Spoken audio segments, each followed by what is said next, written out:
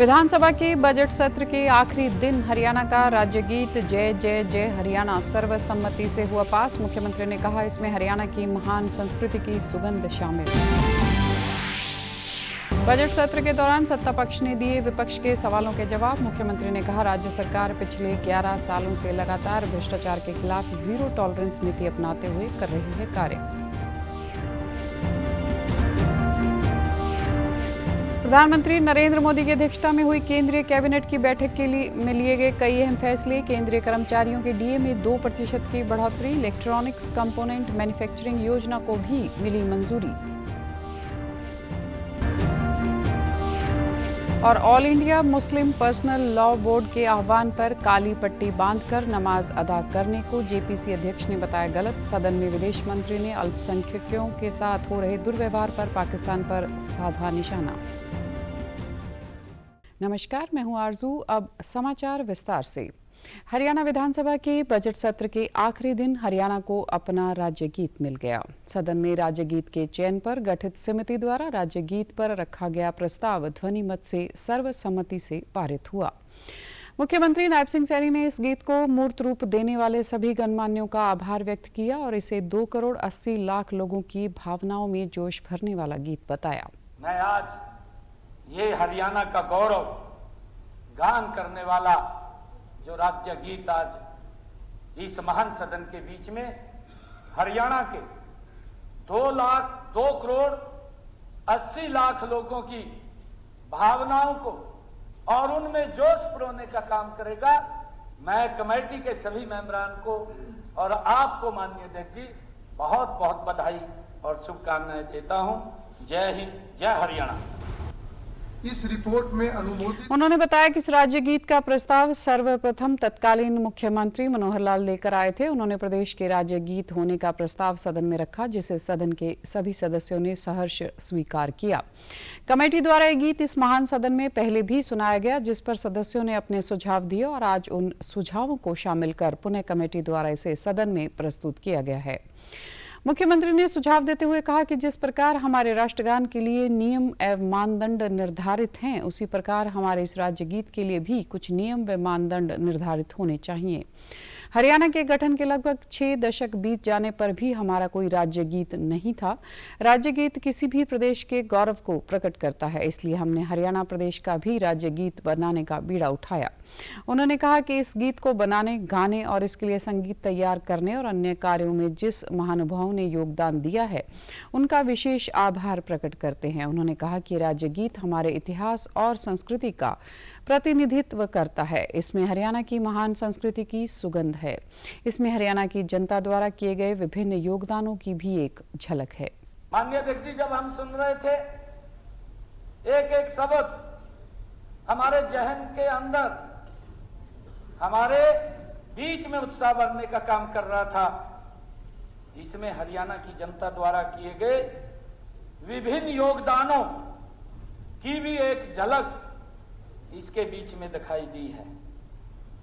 आदरणीय अध्यक्ष जी, मुझे विश्वास है कि यह राज्य गीत हरियाणवी नागरिकों को गर्व और गौरव से भर देगा। ये मेरे लिए भी गर्व की बात है। माननीय अध्यक्ष जी, माननीय अध्यक्ष जी, हरियाणा पवित्र भूमि का वैदिक पूर्व काल से ही एक गौरवशाली इतिहास, समृद्ध परंपराओं और संस्कृति का केंद्र रही है। मुख्यमंत्री ने कहा कि हरियाणा के लोगों में अपनी माटी के प्रति संवेदनशीलता, कर्मठता और निष्ठा को उकेरने का कार्य राज्य गीत करेगा। यह गीत हमारे प्रदेश की प्रगति, इसके विकास, इसके प्रतिमानों को बखूबी बयान करेगा। मुख्यमंत्री नायब सिंह सैनी ने कहा कि राज्य सरकार पिछले 11 सालों से लगातार भ्रष्टाचार के खिलाफ जीरो टॉलरेंस नीति अपनाते हुए कार्य कर रही है और दोषी पाए जाने वाले अधिकारियों, कर्मचारियों या अन्य लोगों को भी किसी भी सूरत में बख्शा नहीं जा रहा है। वे आज विधानसभा के बजट सत्र के दौरान मनरेगा के संबंध में विधायक डॉक्टर रघुबीर कादियान द्वारा उठाए गए मुद्दे का जवाब दे रहे थे। उन्होंने कहा कि मनरेगा घोटाले के मामले में वर्तमान राज्य सरकार ने संज्ञान लेते हुए सख्त एक्शन लिया है। इस मामले में अधिकारियों और संलिप्त अन्य लोगों के विरुद्ध सख्त कार्रवाई की गई है। वहीं शिक्षा मंत्री महिपाल ढांडा ने एक प्रश्न का जवाब देते हुए कहा कि कालका विधानसभा क्षेत्र में कुल 262 राजकीय विद्यालय संचालित हैं। इन सभी स्कूलों में पीजीटी के 456, टीजीटी के 536 और पीआरटी व जेबीटी के 458 स्वीकृत पद हैं। उन्होंने बताया कि राज्य में 14,295 राजकीय विद्यालय संचालित हैं। राज्य सरकार विद्यालयों में शिक्षकों की कमी को पूरा करने के लिए गंभीर है। मेवात काडर में पीआरटी के 1,456 रिक्त पदों को भरने हेतु मांग पत्र हरियाणा कर्मचारी चयन आयोग को पहले ही भेजा जा चुका है। टीजीटी के 3,427 पदों को भरने के बारे हरियाणा कौशल रोजगार निगम को इंटेंट भेजा जा चुका है। वहीं पीजीटी के 4,780 पदों को भरने के बारे मांग पत्र हरियाणा लोक सेवा आयोग को भेजा गया था, जिसके विरुद्ध 704 पदों को भरने बारे सिफारिश विभाग में प्राप्त हो चुकी है। अतिशीघ्र इन चयनित उम्मीदवारों को नियुक्ति पत्र जारी कर दिए जाएंगे, जबकि पीजीटी पदोन्नति कोटे के 4,550 रिक्त पदों को भरने के बारे पदोन्नति मामले आमंत्रित किए गए हैं, जिसमें से कुल 3,371 शिक्षकों के मामले प्राप्त हो चुके हैं। अतिशीघ्र पदोन्नति प्रक्रिया को पूरा कर लिया जाएगा। उधर कृषि मंत्री श्याम सिंह राणा ने बताया कि पुंडरी के गांव करोड़ा में 4 एकड़ भूमि में पहले से ही प्लेटफॉर्म निर्मित है। उन्होंने आज बजट सत्र के दौरान पुंडरी से विधायक सतपाल जांबा द्वारा पूछे गए प्रश्न का जवाब देते हुए कहा कि खरीद केंद्र करोड़ा में 4 एकड़ में प्लेटफॉर्म निर्मित किया गया है। उन्होंने बताया कि प्लेटफॉर्म की भूमि पंचायत के नाम नहीं थी। भूमि पंचायत के नाम हस्तांतरित किए जाने के बाद प्लेटफॉर्म को पक्का व इसका विस्तार करने का कार्य शुरू किया जाएगा। वहीं बजट सत्र के दौरान नलवा के विधायक रणधीर पनिहार के प्रश्न का उत्तर देते हुए ऊर्जा मंत्री अनिल विज ने बताया कि नलवा निर्वाचन क्षेत्र की 1,806 ढानियां विद्युतीकृत हैं। नलवा निर्वाचन क्षेत्र में लगभग 1,855 ढानियां हैं, जिनमें से 1,806 ढानियां पहले से ही विद्युतीकृत हैं। शेष ढानियों को जल्द ही विद्युतीकृत किया जाएगा। उन्होंने बताया कि ढानियों की संख्या बढ़ रही है क्योंकि लोग खेतों में मकान बनाकर रह रहे हैं। सरकार का प्रयास है कि सब लोगों को सरकार की नीतियों के अनुसार लाभ व सुविधाएं मिलती रहें। प्रधानमंत्री नरेंद्र मोदी की अध्यक्षता में आज हुई केंद्रीय कैबिनेट की बैठक में कई अहम फैसले लिए गए। बैठक के बाद फैसलों की जानकारी देते हुए केंद्रीय सूचना व प्रसारण मंत्री अश्विनी वैष्णव ने बताया कि कैबिनेट ने 1 जनवरी 2025 से केंद्रीय सरकार के कर्मचारियों के लिए महंगाई भत्ता और पेंशन भोगियों के लिए महंगाई राहत की एक अतिरिक्त किश्त जारी करने को मंजूरी दी है, जो मूल वेतन पेंशन के मौजूदा 53% की दर से 2% अधिक है। इसके अलावा केंद्रीय मंत्रिमंडल ने 22,919 करोड़ की वित्तीय सहायता के साथ इलेक्ट्रॉनिक्स कंपोनेंट मैन्युफैक्चरिंग योजना को मंजूरी दी। भारत को इलेक्ट्रॉनिक्स आपूर्ति श्रृंखला में आत्मनिर्भर बनाने की दिशा में यह बड़ा कदम है। बढ़ा के 55% किया गया है with effect from 1/1/25. This will be a very big help for all the employees in the government and the pensioners. Approved under the electronics component manufacturing scheme. ये 22,919 करोड़ का पूरा पैकेज है complete and this will be over 6 years. बहुत सारे sectors सर्व होंगे, electronics, telecom, consumer, medical devices, automobile, power sector, और केवल इस स्कीम से डायरेक्टली एम्प्लॉयमेंट जनरेट होगा करीब 1,91,600 डायरेक्ट एम्प्लॉयमेंट। इनडायरेक्ट उसके कई मल्टीपल्स में होता है, एज यू नो।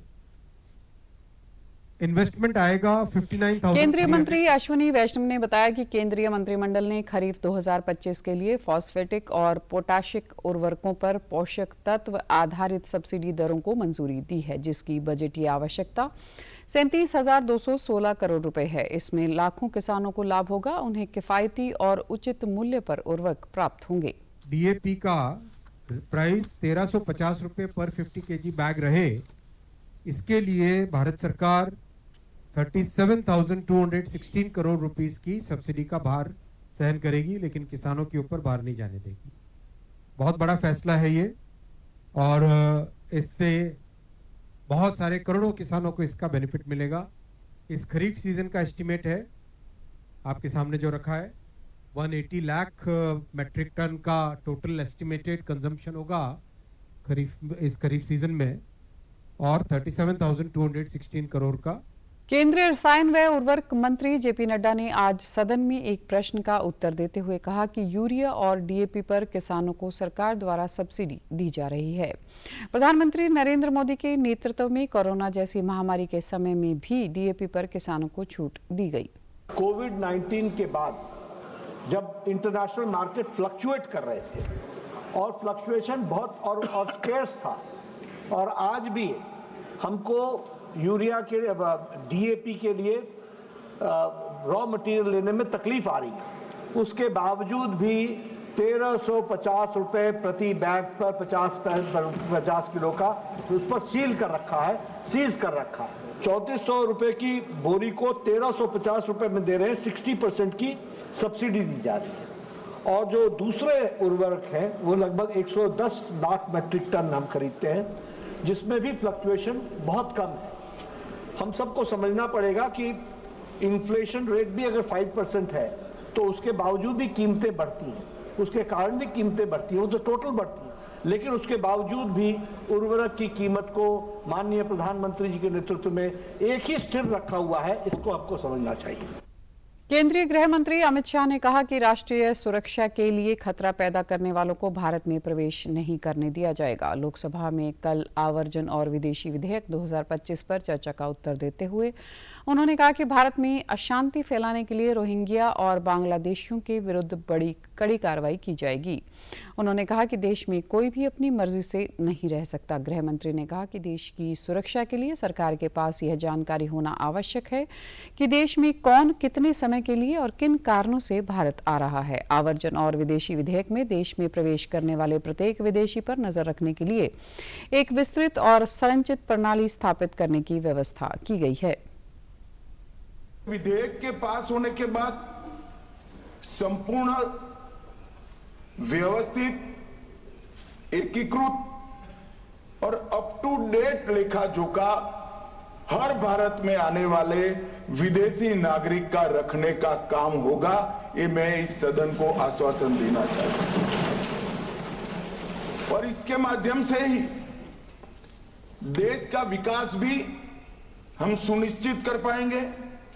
जो देश को विकसित करने के लिए आते हैं, व्यापार के लिए आते हैं, शिक्षा के लिए आते हैं, R&D के लिए आते हैं, वो सबका मैं स्वागत करता हूं।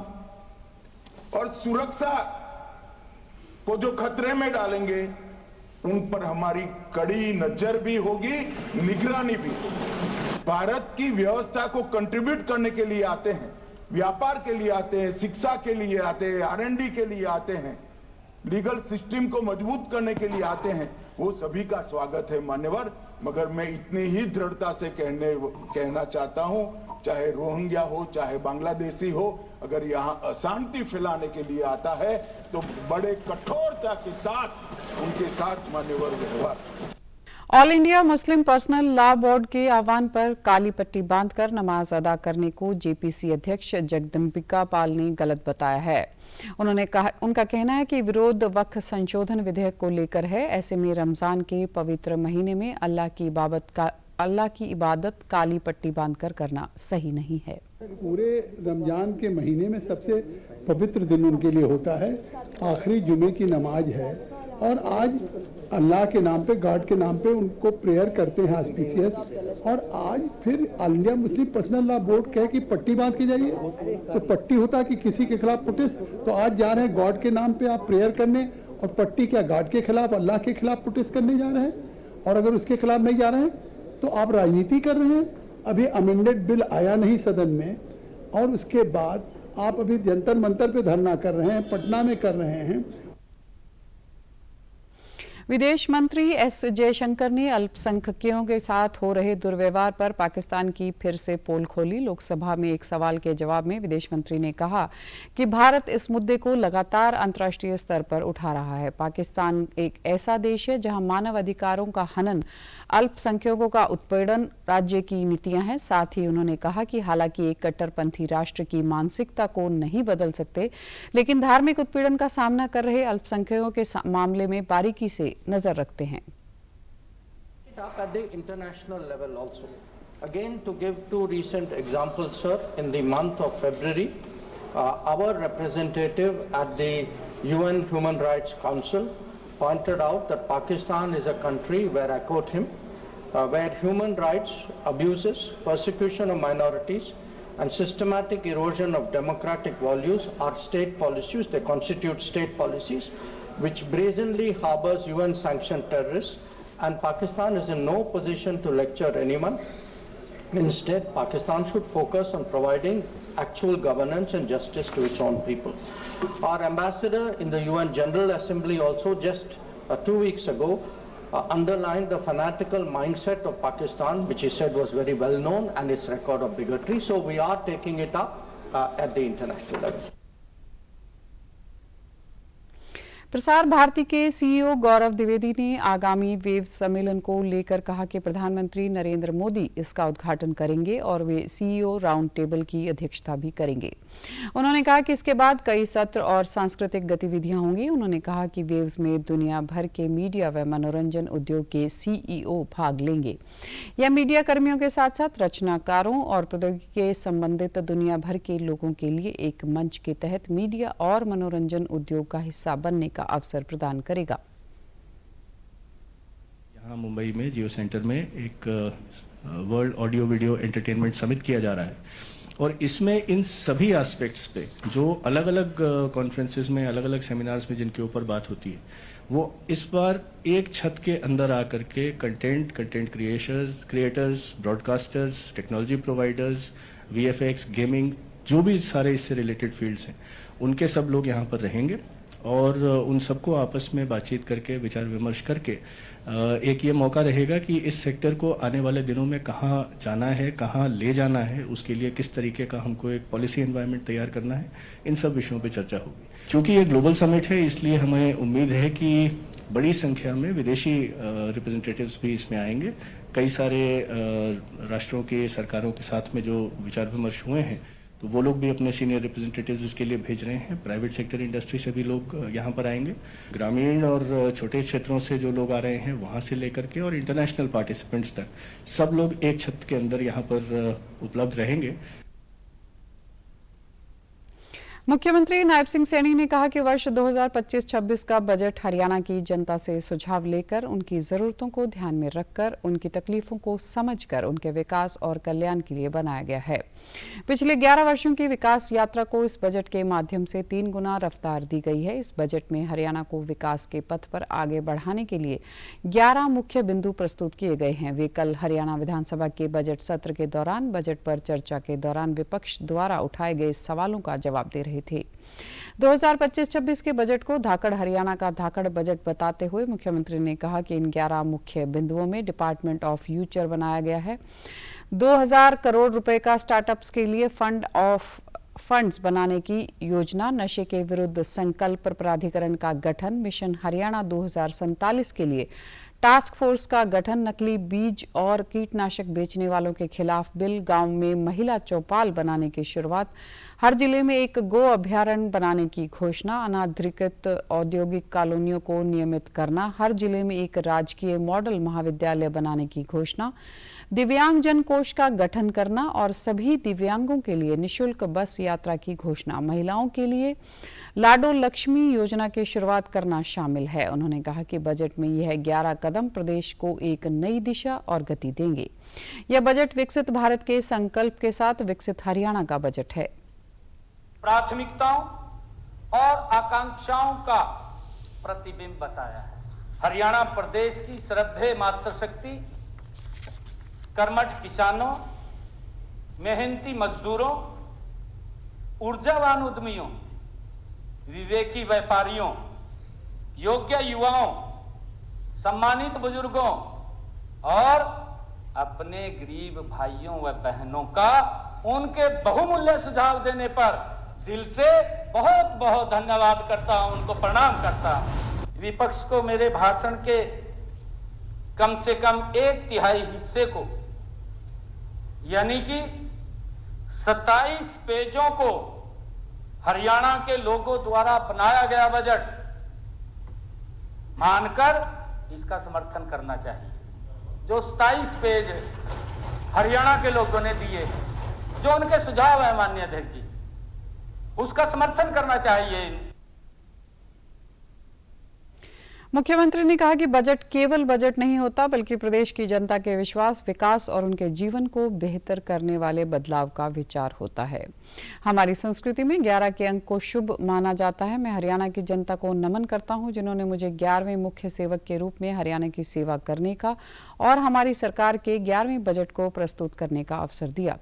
पिछले 11 सालों में ही प्रधानमंत्री नरेंद्र मोदी के नेतृत्व में और पूर्व मुख्यमंत्री मनोहर लाल के अथक प्रयासों से हरियाणा ने विकास के नए कीर्तिमान स्थापित किए हैं। यह बजट प्रधानमंत्री के सबका साथ, सबका विकास, सबका विश्वास और सबका प्रयास के मूल मंत्र पर आधारित है।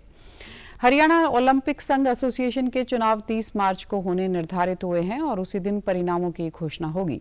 कल पंचकुला में कई दिग्गजों ने ताल ठोकी। अंतिम दिन अध्यक्ष पद के लिए हरियाणा कैनोइंग खेल एसोसिएशन के अध्यक्ष मीनू बेनीवाल, महासचिव पद पर पंचायत मंत्री कृष्ण लाल पंवार, उपाध्यक्ष पद के लिए गुरुग्राम के विधायक मुकेश शर्मा ने पर्चा दाखिल किया। अंतिम दिन यह सचिव पद पर हरियाणा पावर स्पोर्ट्स ग्रुप से दक्षिण हरियाणा बिजली वितरण निगम के खेल अधिकारी रविंद्र पन्नू, उपाध्यक्ष पद के लिए पूर्व मंत्री कैप्टन अभिमन्यु के भाई सतपाल संधू, कोषाध्यक्ष के लिए मंजीत सिंह सहित 6 आईएएस अधिकारियों और खेल एसोसिएशन के पदाधिकारियों ने भी अपना नामांकन किया। इस अवसर पर पंचायत मंत्री कृष्णलाल पंवार ने बताया कि ओलंपिक खेलों में भागीदारी और अधिक बढ़ाने के लिए हरियाणा ओलंपिक एसोसिएशन का गठन होना आवश्यक है। प्रदेश के खिलाड़ी आने वाले समय में और बेहतर प्रदर्शन करें और देश को गौरवान्वित करेंगे। हरियाणा सरकार द्वारा नर्सरियां 1500 से बढ़ाकर 2000 की गई हैं। नर्सरी से ही बच्चों को प्रमोट करके उन्हें राष्ट्रीय व अंतर्राष्ट्रीय स्तर तक पहुंचाना हमारा प्रमुख उद्देश्य है।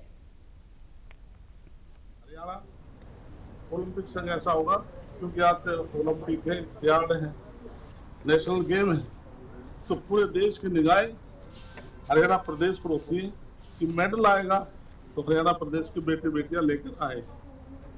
हम निश्चित तौर से हरियाणा के अंदर हरियाणा सरकार ने हम 2000 नर्सरियां देने वाले, 1500 थी, अब 2000 दे रहे हैं। हम नर्सरी से बच्चों को प्रमोट करके हम नेशनल तक तैयार करेंगे और निश्चित तौर से लंबे समय तक आउटपुट देंगे। फतेहाबाद जिले की अनाज मंडी में 1 अप्रैल से शुरू होने वाली गेहूं की खरीद को लेकर तैयारियां चल रही हैं। मंडी में पानी, सफाई और टोकन सिस्टम से लेकर अग्निशामक व्यवस्था तक सभी इंतजाम पूरे कर लिए गए हैं। इस बार गेहूं की खरीद के लिए हैफेड फूड एंड सप्लाई और हरियाणा वेयरहाउस एजेंसियां किसानों से अनाज खरीदेंगी। सरकार द्वारा इस बार गेहूं का न्यूनतम समर्थन मूल्य 2475 रुपए निर्धारित किया गया है। मार्केट कमेटी के सचिव राजकुमार ने बताया कि गेहूं की खरीद के लिए सभी जरूरी कार्य पूरे कर लिए गए हैं।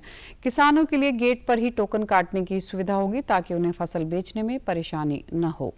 किसानों की सुविधा के लिए हर संभव कदम उठाए जा रहे हैं। गवर्नमेंट जो परचेज है हमारी 1 अप्रैल से स्टार्ट होने जा रही है, उसके लिए हमने सारे बंदोबस्त कर लिए गए हैं। किसानों के आने के लिए, व्यापारियों के लिए सभी सुविधाओं का हमने ध्यान किया है। पानी व्यवस्था की हुई है, शौचालय, सफाई व्यवस्था हमने की हुई है। जब भी किसान हमारे पास गेहूं लेकर आएगा तो उसके लिए हमने गेटों के ऊपर टोकन काटने की व्यवस्था की हुई है, जो कि ऑनलाइन टोकन जारी होंगे। टोकन जारी होने के बाद में आड़तियों के पास उनकी जाके डेयरी होगी, उनके द्वारा उनकी सफाई की जाएगी। उसके बाद में ऑक्शन जो होगी, ऑक्शन हमारे पास यहाँ पे कराने के लिए हमारे कर्मचारी और एजेंसियों के कर्मचारी अवेलेबल रहेंगे। एजेंसियाँ अब की बार हमारे पास फूड एंड सप्लाई है, एफएड है और हरियाणा वेयरहाउस है, जो कि परचेज करेगी। सरकारी रेट रहेंगे वो अब की बार 2425 सरकार के द्वारा निर्धारित की गई है। वहीं जिले के किसान सरकार द्वारा गेहूं के एमएसपी में की गई बढ़ोतरी से काफी खुश हैं। उन्होंने कहा कि इस बार हमारी फसल अच्छी हुई है और पूरी तरह से पककर तैयार है। उम्मीद है कि खरीद प्रक्रिया बेहतर होगी। मंडियों में फिलहाल देखा जाए तो सरकार अच्छी तैयारी करवा रही है जो अपने आने वाली गेहूं की फसलों के लिए। अभी से सफाई स्टार्ट करा दी है सरकार ने, जो भी मंडी में फसल आएगी गेहूं की, ठीक है। और जगह जगह पे पानी पीने की व्यवस्था कराई जा रही है। जो जमींदार है उस टाइम गर्मी बढ़ जाएगी। अभी जो फसल आएगी उसके लिए साथ के साथ में भुगतान की प्रक्रिया सरकार करने जा रही है। इस बार मेरे को लग रहा है कि सरकार की तैयारियां जो है कि बहुत है, क्योंकि सरकार ने अभी से ही अपनी सभी मंडियों में है कि साफ सफाई करना स्टार्ट कर दी है। क्योंकि अगर बात की जाए तो पिछली बार की तरह इस बार भी सरकार ने किसानों के लिए अलग अलग जगह पे पकड़े का रप्तानी करने का प्रबंध कर रखा है। और इस बार हमें सरकार जो है कि 73 रुपए प्रति क्विंटल अधिक MSP के हिसाब से मुनाफा भी देने जा रही है। तो इसलिए केंद्रीय मंत्री राव इंद्रजीत सिंह ने आज गुरुग्राम नगर निगम की मेयर राजरानी मल्होत्रा व सोहना नगर परिषद के अध्यक्ष प्रीति बागड़ी को पदभार ग्रहण करवाया। इस मौके पर नगर निगम गुरुग्राम तथा नगर परिषद सोहना के पार्षद भी मौजूद रहे। केंद्रीय मंत्री ने मेयर राजरानी मल्होत्रा व अध्यक्ष प्रीति बागड़ी को बधाई देते हुए उन्हें क्षेत्र के विकास में अग्रणी भूमिका निभाने का आह्वान किया।